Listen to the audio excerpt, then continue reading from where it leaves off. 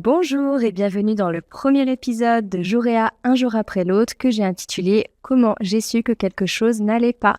Les premiers signes ».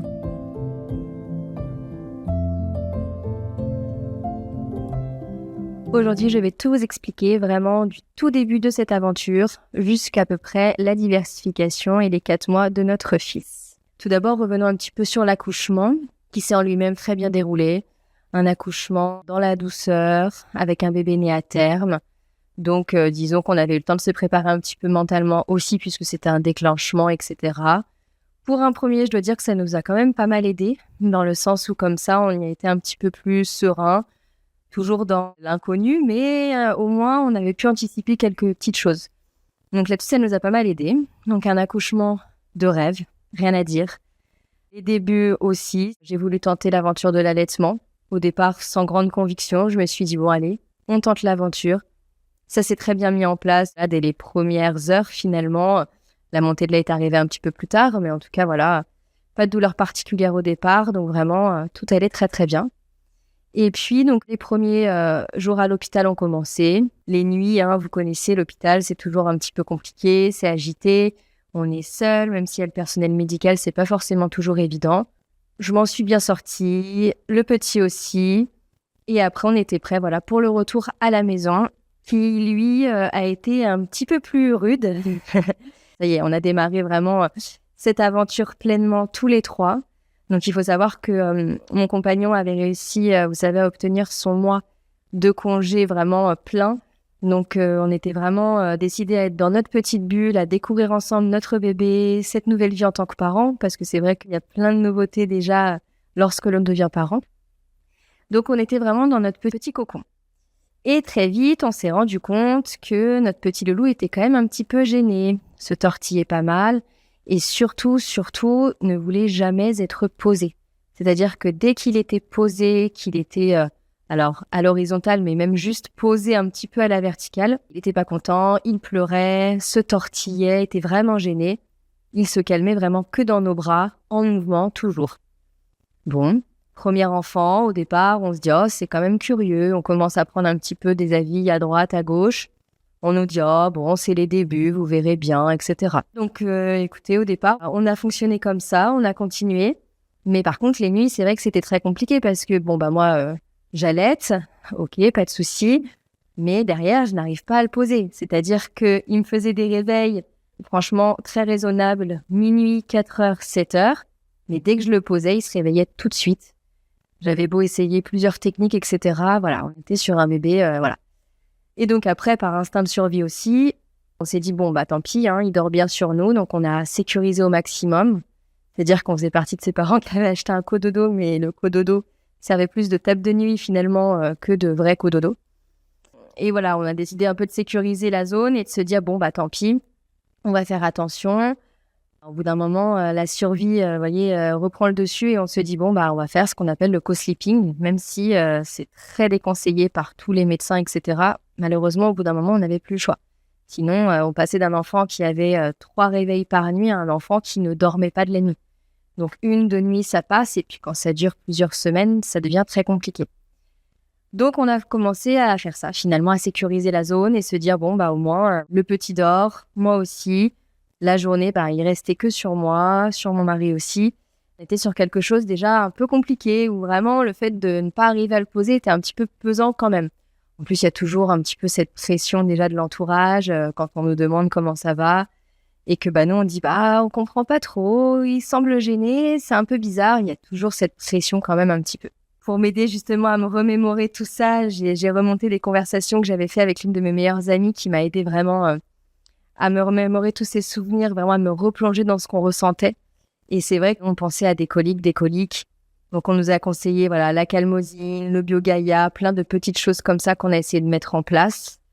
Également la vitamine D, prescrite à la maternité, la fameuse Zimadé, qui au final, moi je ne savais pas forcément, je débutais, était connue pour donner quand même pas mal de douleurs et tout ça. Donc on a cherché un petit peu toutes ces causes sans véritablement connaître et en tout cas réussir à résoudre complètement le problème. On sentait qu'il y avait encore quelque chose qui n'allait pas.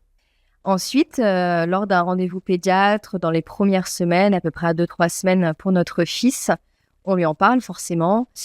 Et elle commence à nous dire que, au vu des symptômes, en fait, ça semblerait être plutôt un reflux interne. Donc, elle nous prescrit du Gaviscon et elle nous dit c'est courant chez les bébés, également chez les bébés allaités. Essayez peut-être de faire une éviction des protéines de lait de vache. Vous gardez les croisés, donc tout ce qui est chèvre, brebis, et vous verrez si ça améliore un petit peu la chose. Dans tous les cas, moi, je vous donne du Gaviscon pour essayer un petit peu quand même de tapisser ces fameux reflux. On repart donc du coup de ce fameux rendez-vous pédiatre en se disant bon, c'est un bébé qui a du reflux, les fameux bébés RGO. On se dit bon bah voilà, ça y est, on a trouvé, on va y aller et puis on va résoudre le problème. Donc moi je me mets à faire une éviction totale des protéines au lait de vache.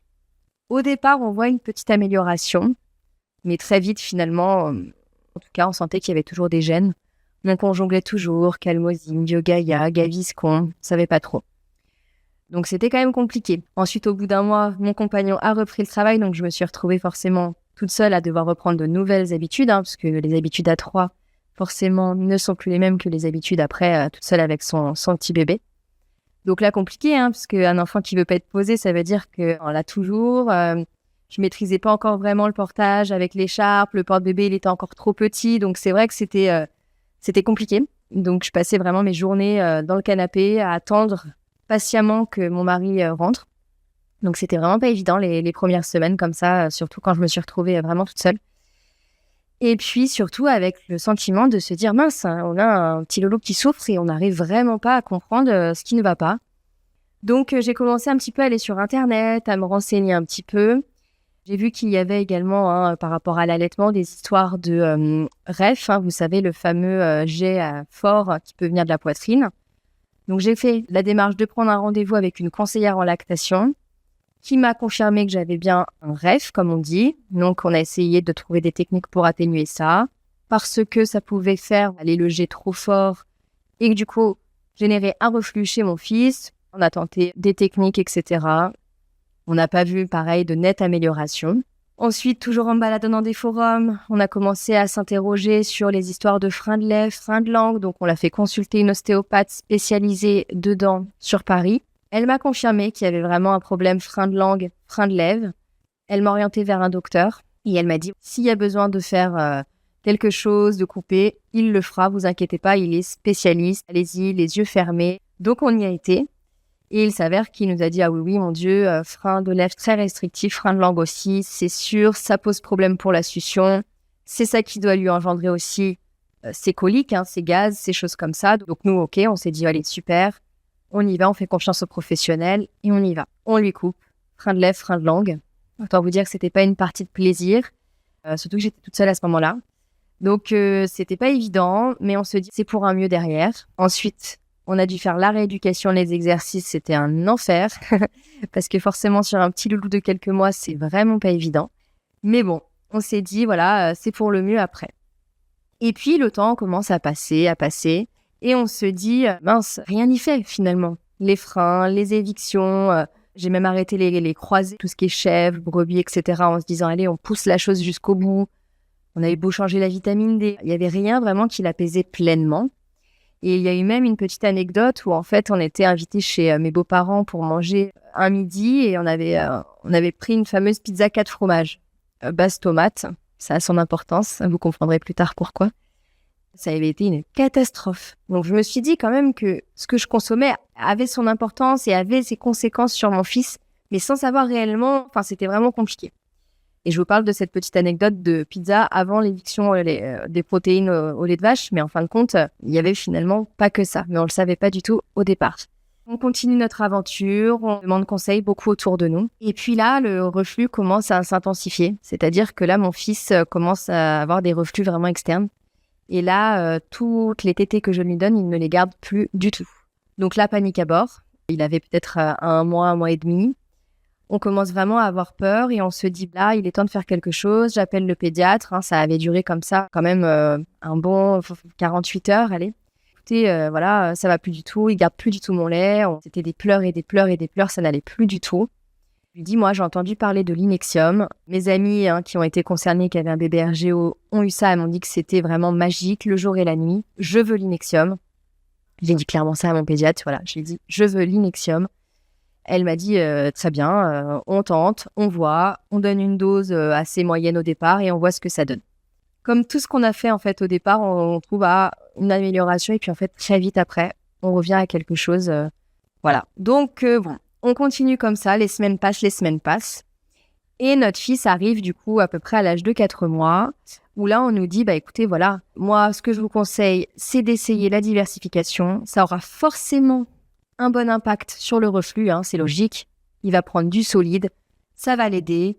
Et vous allez voir, ça devrait grandement arranger son RGO. J'avais été aussi sur des forums de mamans pour qui ça avait été miraculeux. Donc on se dit, allons-y. Tentons la diversification après tout maintenant. Et donc on y va, on tente cette fameuse diversification.